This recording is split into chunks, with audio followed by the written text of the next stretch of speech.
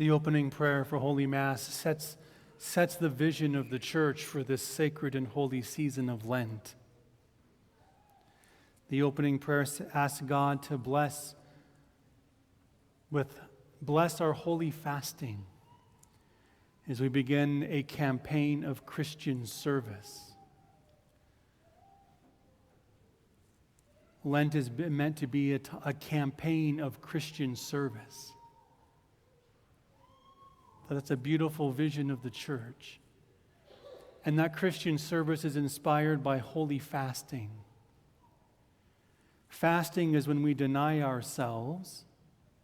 Christian service is when we meet the needs of others. So we deny ourselves and we serve others. Do you see the pattern there? Jesus says that we must humble ourselves. Put others ahead of ourselves. And that's ultimately what repentance is. The sin in my life makes me want to put myself first.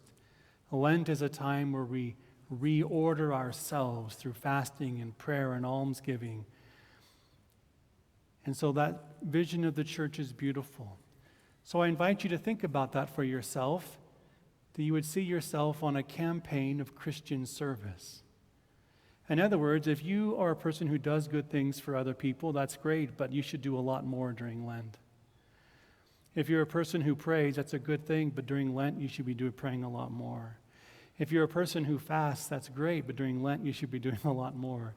In other words, Lent is an intensive time of spiritual preparation, growth, repentance, movement away from sin, and openness to grace.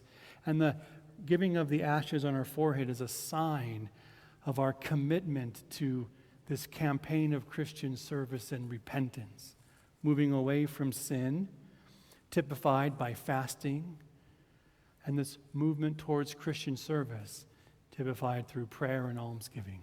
That makes sense, doesn't it? So I hope that you and I can all embrace that. And I think that what the world needs to see from us as Christians is that campaign of Christian service, to be that light to the world. This is an opportunity I believe we have a wonderful opportunity for Christianity to, regain its credibility in our days. How?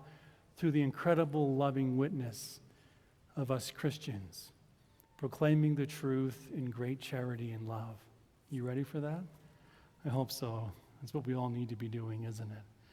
So I'm now going to bless the ashes, which will be placed upon our heads. And then we enter into these 40 days of really intense time of prayer and service.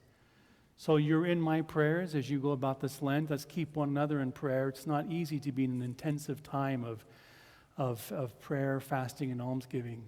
So hang in there 40 days.